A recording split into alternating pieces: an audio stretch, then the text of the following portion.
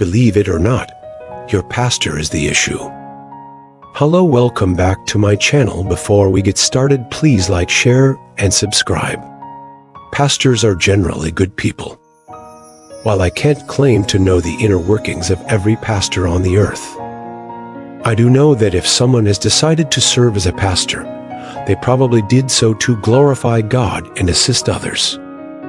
As a result, I think Christians should, as long as they are not foolish or naive, give their pastor the benefit of the doubt.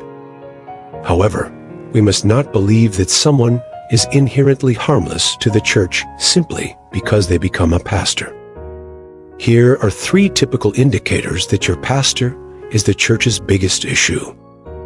1. A bad pastor will teach you that he is not a problem at all. The fact that many members of the church just do not think their pastor is capable of sin or of losing his position. As pastor is one of the main issues I observe when it comes to disciplining a pastor. They have already determined that their pastor cannot possibly be the issue before any evidence has been shown. Because they exist, the Bible forewarns Christians against false instructors, false prophets, and wolves dressed as sheep. Because there are truly wicked pastors in the world, the Bible forewarns Christians about them. Jesus warned, "Beware of false prophets, who come to you in sheep's clothing, but are ravenous wolves on the inside," in Matthew 7:1516. They will be identifiable by their fruits. Jesus meant this when he warned us to beware, and that they would appear in sheep's clothing. The fact that those who claim to be false prophets are people you would never think to be false prophets should come as no surprise. Persuasive, monotonous, and mind-numbing teaching that gently implies he could never be a problem for the church is how a lousy pastor trains his followers. Jesus states that since we cannot know a person's heart, we must consider their life. People's motivations should never be judged, since we tend to think that they are bad. But we also have to be careful not to evaluate individuals based on their motivations, as we can assume the worst when they don't. When we've been indoctrinated to believe the pastor always means well, even while his life is a complete mess, we can ignore blatant transgressions. It is not biblical to assume the best when there are obvious indications the pastor is a problem. The first issue in a church with an unstable leader is the tendency to believe that your pastor could never truly be a problem. If those concerned have elevated the pastor to such an extent that he is immune from regular responsibility, then neither the church nor the pastor can be helped. 2.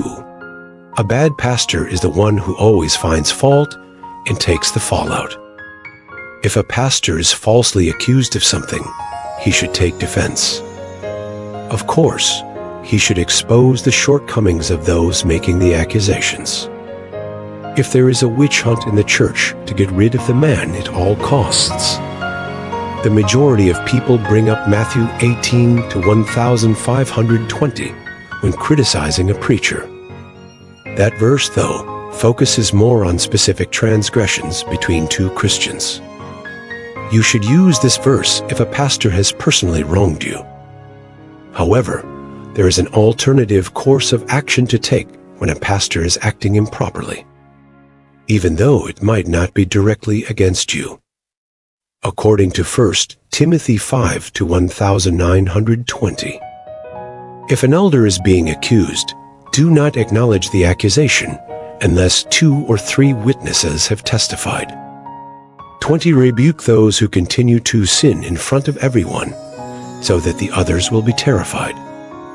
It is not improper to charge a clergyman with misconduct. If you do not adhere to this scriptural model, then it is incorrect. The pastor in question shouldn't come out as defensive if the biblical model is followed.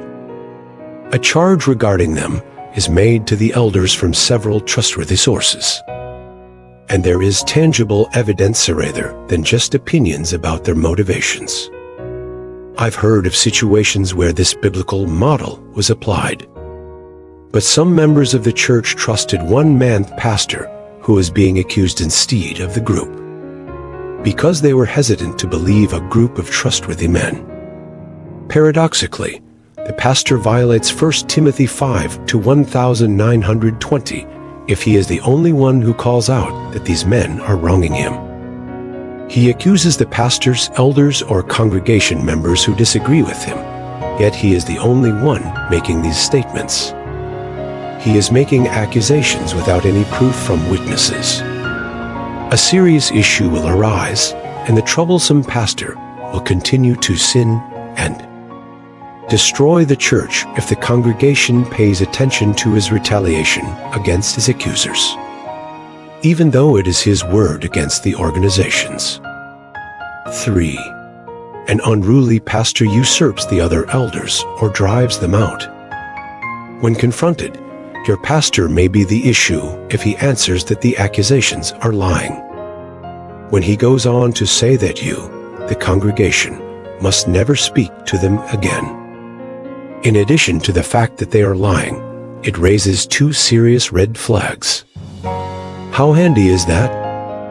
A good pastor will challenge you to consider all the available information, but they will also advise you to genuinely rely on the facts or lack thereof rather than on words that seem convincing.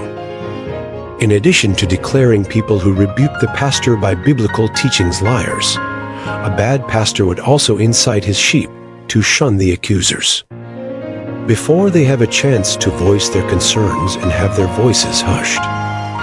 This situation would never arise in a healthy church, since the concerned pastor would not be in charge of the members' meeting, administer disciplinary action, or be the sole voice heard by the congregation.